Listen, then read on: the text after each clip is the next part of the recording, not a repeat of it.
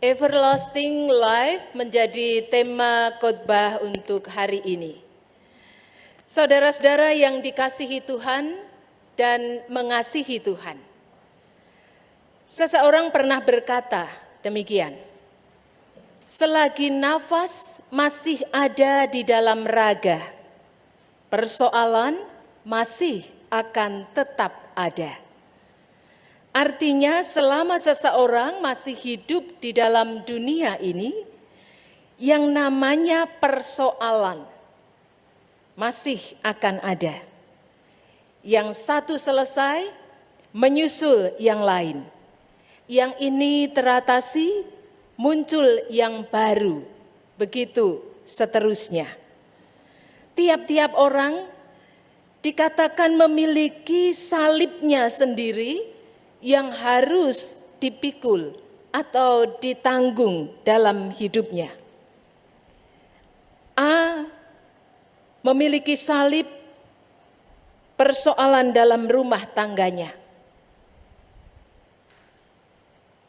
Hubungan suami istri kurang harmonis, relasi orang tua dengan anak, saudara, bersaudara rusak.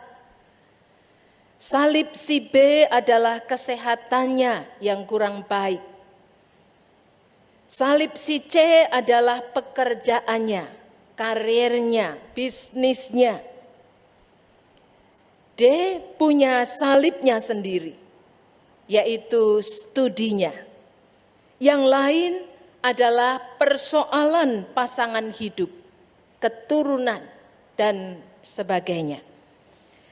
Cara kita memandang persoalan memang akan menentukan sikap kita terhadap persoalan atau situasi tertentu yang dihadapi. Saya ulangi bagian kalimat ini, cara kita memandang persoalan atau situasi tertentu akan menentukan sikap kita terhadap persoalan atau situasi tertentu yang dihadapi. Saudara-saudara, pada suatu kali dua orang bersahabat berada dalam sebuah mobil. Mengendarainya melintasi daerah pegunungan.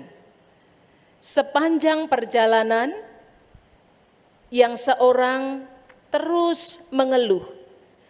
Karena yang dia lihat di sisi sebelah kiri hanya tebing batu. Sementara di sisi sebelah kanan hanya ada jurang yang curam. Dia terus mengeluh, dia merasa perjalanannya itu sangat tidak menggembirakan. Tidak ada yang bisa dia dapatkan, sesuatu yang indah dan menyenangkan. Sementara yang satu lagi dengan tenang tetap bisa menikmati perjalanan yang ada karena dia melihat tebing batu itu pun memiliki keindahannya. Jurang yang curam itu pun juga memiliki sesuatu yang bisa memberi dia pengalaman yang baru. Pengertian yang baru. Dua orang berada di situasi yang sama, tetapi bisa mensikapi secara berbeda. Nah, saudara, kita perlu waspada. Karena persoalan-persoalan, situasi-situasi khusus tertentu di dalam kehidupan ini bisa membuat kita kemudian takut menjalani kehidupan. Bisa membuat kita kehilangan semangat, tidak ada lagi gairah. Bisa juga membuat kita menjadi cepat berputus asa. Situasi dunia ini bisa menjadi godaan bagi kita untuk meragukan kasih dan kuasa Tuhan dalam hidup yang kita jalani. Tetapi sebenarnya saudara-saudara, Allah sudah memberi warisan iman kepada setiap orang yang mau membuka hidupnya bagi dia. Melalui kebangkitannya, Tuhan Yesus menegaskan bahwa kasih dan kuasa Bapa ada di dalam dia. Sebab dia dan Bapa adalah satu. Pada Injil Yohanes pasal 10 ayat 30 yang sudah kita baca bersama-sama, menegaskan hal itu. Aku dan Bapa adalah satu. Melalui kuasanya Yesus sanggup memberi janji tetapi juga jaminan hidup abadi, everlasting life. Pada ayat 28 di sana Yesus berkata, Aku memberikan hidup yang kekal kepada mereka. Apa yang disampaikan oleh Yesus kepada orang-orang Yahudi yang pada waktu itu mengelilingi dia ketika berjalan di Serambi Salomo pada saat perayaan pentabisan Bait Allah. Jadi perayaan ini diadakan rutin setiap tahun untuk memperingati, untuk merayakan pentahiran atau penyucian atau pentabisan kembali Bait Allah yang sebelumnya memang dikuasai, dirampas dan dinajiskan oleh penguasa Yunani. Karena itu mereka memperingati diperolehnya kembali Bait Allah itu. Peristiwa penyucian Bait Allah kemudian menjadi perayaan bagi mereka. Dan ketika itulah Yesus menegaskan kembali bahwa hidup kekal yang dimaksudkan di situ dalam bahasa aslinya yaitu bahasa Yunani dipakai kata, ini saya membahasakan dalam kosakata Indonesia. Jadi dalam kata aslinya dipakai ainios yang berarti abadi, langgeng, everlasting. Bukan aidios yang diartikan kekal, eternal. Karena kata kekal itu hanya tepat menunjuk kepada hakikat Allah. Hanya yang kekal, hanya Allah yang kekal, eternal God. Itulah yang bisa memberikan hidup abadi, everlasting life. Jika sebagai umat kita tetap setia percaya kepada Sang Kekal, maka apa yang dijanjikan, apa yang dijaminkannya akan kita alami. Oleh karena itu, seharusnya kita dapat mengimani karunia hidup abadi yang disediakan oleh Yesus itu. Saudara-saudara, mengalami hidup abadi bukan berarti akan berada dalam keadaan yang penuh dengan mujizat-mujizat. Supaya kita tidak salah paham ya. Jadi mengalami hidup abadi bukan berarti akan berada dalam satu keadaan yang dipenuhi dengan mujizat-mujizat.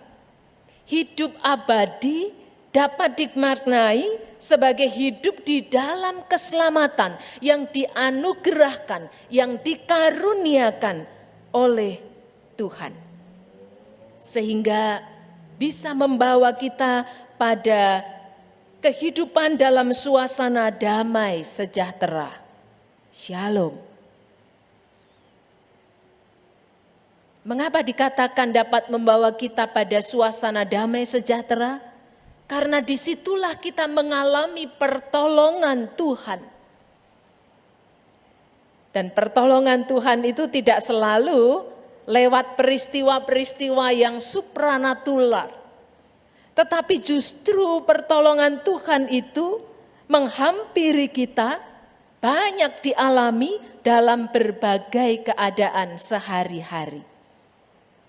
Misalnya, kita merasakan pemeliharaan dan penyertaan Tuhan yang memampukan kita melewati berbagai persoalan, bermacam-macam krisis dalam kehidupan.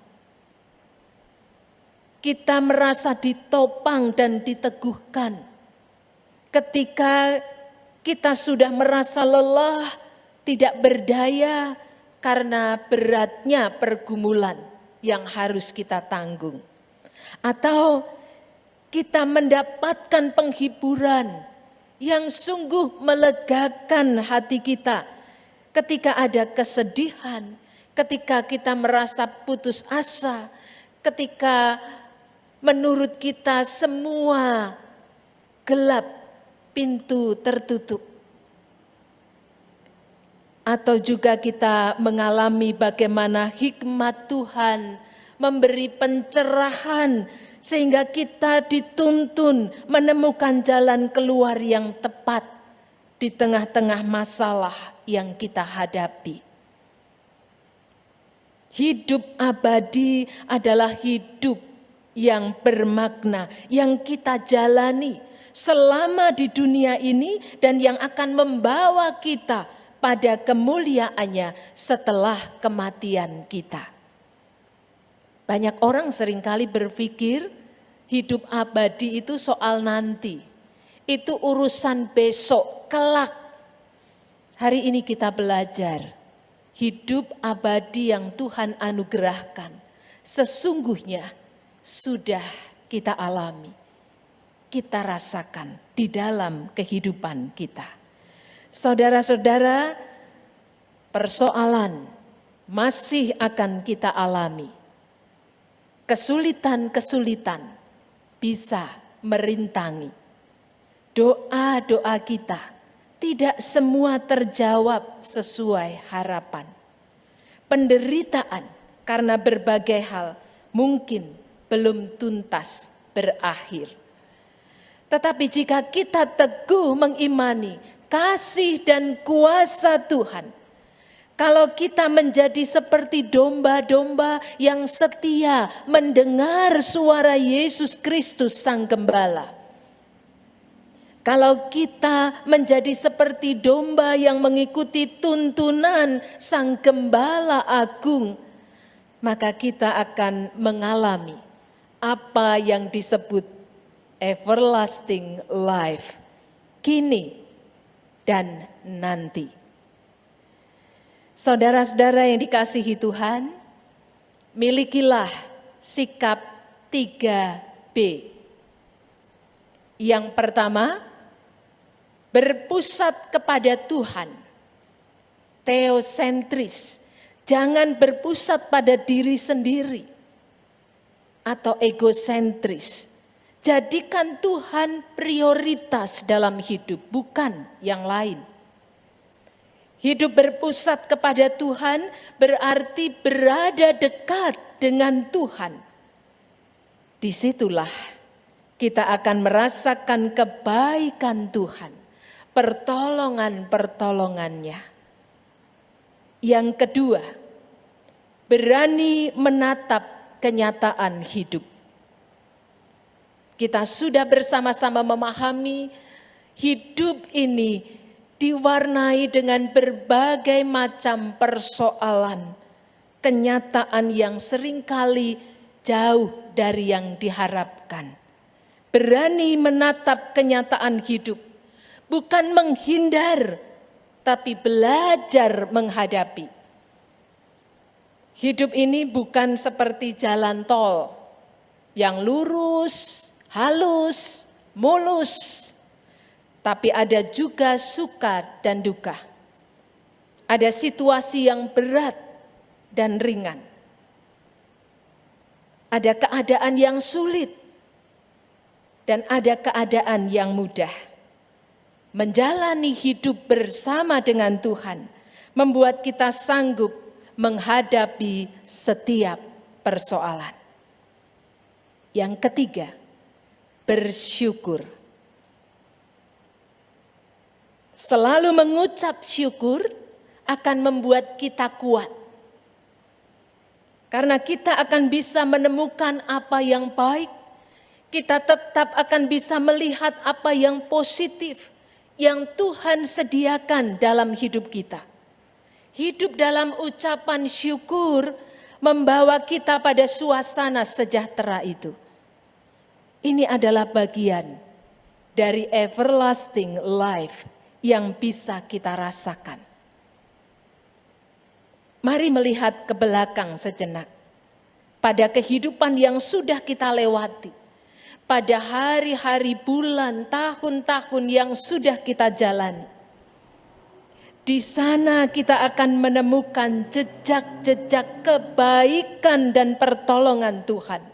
Di sana kita akan bisa melihat jejak-jejak kasih dan kuasa-Nya yang menyertai kita untuk terus berjalan sehingga kita bisa tiba pada hari ini.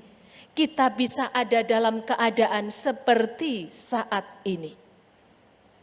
Saudara yang dikasihi Tuhan, dengan sikap 3B yang kita praktekkan dalam kehidupan, kita dapat memberi kesaksian tentang Tuhan Yesus Kristus yang menyediakan everlasting life kepada mereka yang mengimani kasih dan kuasa-Nya.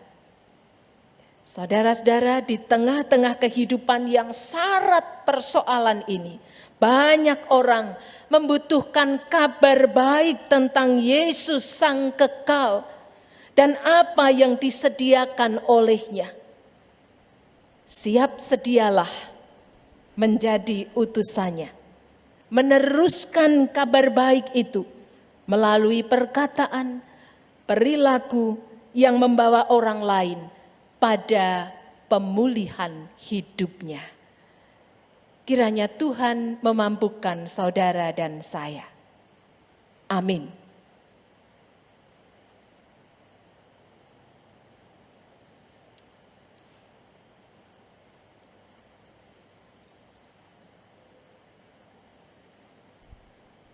Kita bersama-sama berdoa. Tuhan Yesus, kami mengucap syukur karena Engkau terus berkenan menyertai kehidupan kami. Kehidupan yang tidak selalu mudah. Kehidupan yang tidak selamanya indah. Kami bersyukur karena Engkau memberikan janji dan jaminan yang pasti. Hidup abadi. Everlasting life, ketika kami sungguh-sungguh mengimani kasih dan kuasa-Mu dalam hidup kami. Mampukan kami Tuhan, di dalam kekuatan-Mu, supaya kami terus berada dekat dengan Engkau, sehingga everlasting life itu bukan hanya menjadi persoalan nanti, tetapi sudah boleh kami rasakan menjadi bagian dalam kehidupan kami. Kami berserah sungguh dalam penyertaan-Mu, supaya kami tetap dapat rasakan kebaikan-Mu yang tidak pernah habis dalam hidup kami. Amin.